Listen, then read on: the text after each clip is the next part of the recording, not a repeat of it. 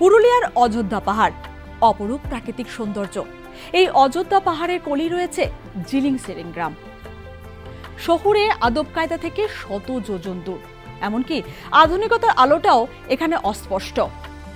এই জিলিং সেরেঙে সম্প্রতি কান পাতলে শোনা যাবে পাখির কলতান, তেমনি শোনা যাবে কচি কাচাদের পড়ার শব্দ। কারণ এই জিলিং সেরেঙে শিক্ষার দীপ জ্বেলেছেন মালতী দিদিমণি।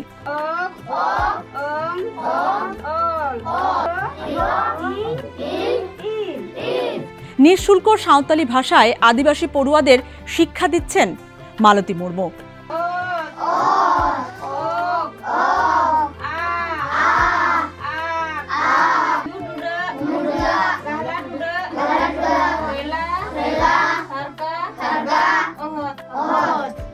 জিলিং সেরেঙে বিয়ে হয়ে আসার পর তিনি অনুভব করেন এই গ্রামের শিক্ষার অভাব রয়েছে, তাই শিক্ষার আলো জ্বালতে হবে।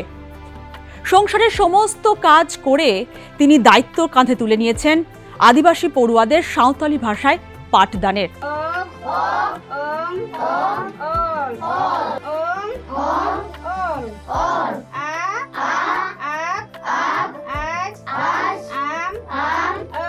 স্বামী বাঁকা মুর্মুর সহযোগিতায় জিলিং সেরেঙে পাঠদান শুরু করেন মালতী মুর্মু। মাটির ক্লাসরুম, সেই ক্লাসরুমে কয়েকজনকে ডেকে এনে পাঠদান শুরু করেন, আর সেই সংখ্যাটায় এখন বেড়ে গেছে ৪৫ জন। আদিবাসী পড়ুয়াদের পাঠ দিয়ে চলেছেন মালতী মুর্মু। মাটির দেওয়ালে ব্ল্যাকবোর্ড, সেই ব্ল্যাকবোর্ডে অলচিকি হরফে লিখে যাচ্ছেন এক একটি শব্দ। পড়ুয়ারা এক সুরে সেই শব্দ আওড়ে যাচ্ছে। জমজমাট ক্লাসরুম। চতুর্থ শ্রেণী পর্যন্ত পড়ানো হয় এই ক্লাসরুমে। এখানে আগে আমি যখন বিয়ে করে এলাম তখন এখানে শিক্ষার দিক থেকে অনেকটা কাঁচা ছিল। তারপরে আমার স্বামীকে বললাম যে আমরা একটু শিক্ষা দান করি বাচ্চাদেরকে। তখন আমরা 2020 থেকে শুরু করেছি বিনা পয়সায়। তারপরে এখানে ঝুপড়ি করে বাচ্চাদেরকে পড়াতে শুরু করলাম। শুরু করে তারপরে আস্তে আস্তে গ্রামবাসীদেরকে বলে দেওয়াল তৈরি করলাম ওদের সহযোগিতায়। তারপরে এখন এই তো পড়াচ্ছি। সাঁওতালি থেকে শুরু করেছিলাম, সাঁওতালি, বাংলা, তারপরে এখন সব ভাষাতে পড়ায়। সাঁওতালি অথবা বাংলা, ইংরাজি, সব ভাষা। কতজন ছাত্রছাত্রী আছে এখন? আপাতত 45টা আছে। আগে অনেকটা বাচ্চা ছিল। এখন কোন ক্লাস থেকে পড়াচ্ছেন আপনি? এখন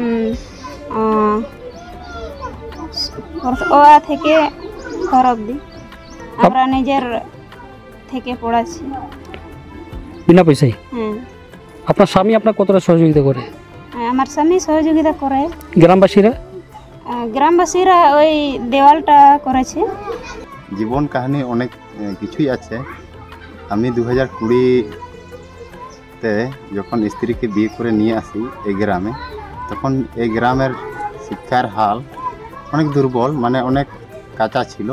তো সেক্ষেত্রে তো চলা যায় না। আমাদের এই জিলিং সেরেং গ্রামে যদি শিক্ষার হাল অনেক কাঁচা থাকে তাহলে জীবনযাপন করার জন্য বাচ্চাদের খুবই অসুবিধার মুখে পড়তে হয়। আর এখানে আমাদের চতুর্দিকে এদিকে ধরুন ঝালদা আমাদের 18 কিলোমিটার, এদিকে বাঘমুন্ডি আমাদের 25 কিলোমিটার এরকম। তার জন্য হাই স্কুল অনেক দূরে এবং প্রাইমারি আছে। এখানে মাস্টার মশাইরা তারা পালিভাবে আসে। সেই ক্ষেত্রে আমাদের পড়াশোনা অনেক দুর্বল হয়। সেই ক্ষেত্রে তো বাচ্চারা পড়তে পারবে না। তাই আমার এবং গ্রামবাসীরা যারা আমরা এই দেওয়ালটা তুলেছি এবং তাকে সহযোগিতা করছি যতটা করতে পারি। এবং অনেক এনজিও এসেছিল, তারা এখন হাত গুটিয়ে চলে গেছে। সেরকম সহযোগিতা করেনি।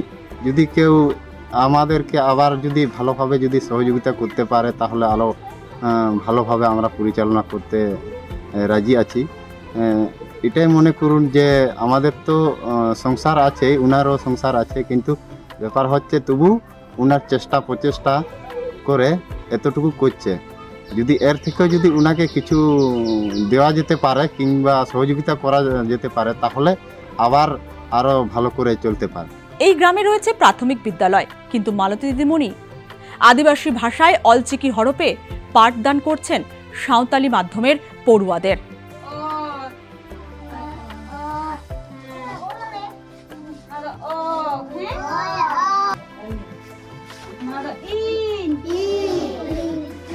মালতী মুর্মুর দুটি সন্তান রয়েছে। দুই সন্তানকে লালন পালন, সংসার সমস্ত কাজ সামলে তিনি পাঠ দিয়ে যাচ্ছেন আদিবাসী পড়ুয়াদের। সাক্ষাৎ মা সরস্বতীর মতো আদিবাসী পড়ুয়াদের আগলে রেখেছেন, বিদ্যা দিচ্ছেন। তাই গ্রামের মানুষ সাধুবাদ জানিয়েছেন মালতী মুর্মুর এই প্রয়াসকে। গ্রামবাসীরা কি বলছেন মালতী মুর্মুর সম্পর্কে চলুন শুনে নিই। আগে অবস্থা বহুত খারাপ ছিল, এবার ওই বহুটা পড়াচ্ছে তো তার লাগে এখন ছেলেগুলানকে ভালোই শিক্ষা দীক্ষা দিতে পেরেছে। ওজনটা বলছে আমরা সহজে দিচ্ছি উহাকে, তার লাগে এই তো ভালো স্কুলটা করছি। আপনার ছেলেমেয়েরা স্কুল যায় ওইখানে? হ্যাঁ যায়, আমরা পাঠাই তো সকালে। আগে আগে কিরকম পড়াশোনা আগে পড়াশোনায় নেই, স্কুলে নাই ছিল তো আর কোথায় পড়াশোনা হবে।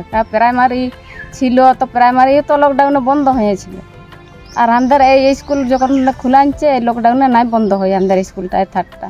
তার লাগে ছেলেগুলান মানে পড়াশোনা গিলা ভুলে নাই, শিখেছে কিছু। হ্যাঁ শিখেছে। এর আছে এখনো আমরা দেখি আদিবাসী সমাজে ডাইনি বলে এক ঘরে করে দেওয়া হচ্ছে অনেক পরিবারকে।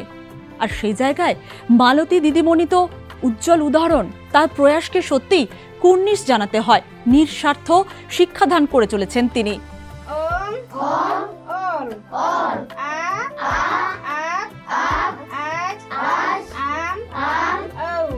আর 5টা আদিবাসী মহিলার মতো মালতী মুর্মু তো ঘরে থাকতে পারতেন, কিন্তু না, তিনি সেটা করেননি।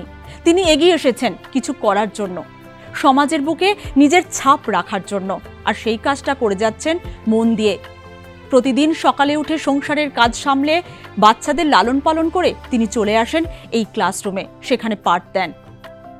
মালতী মুর্মু যেন জিলিং সেরেঙের আলো হাতে, শিক্ষার আলো হাতে নাইটেঙ্গেল।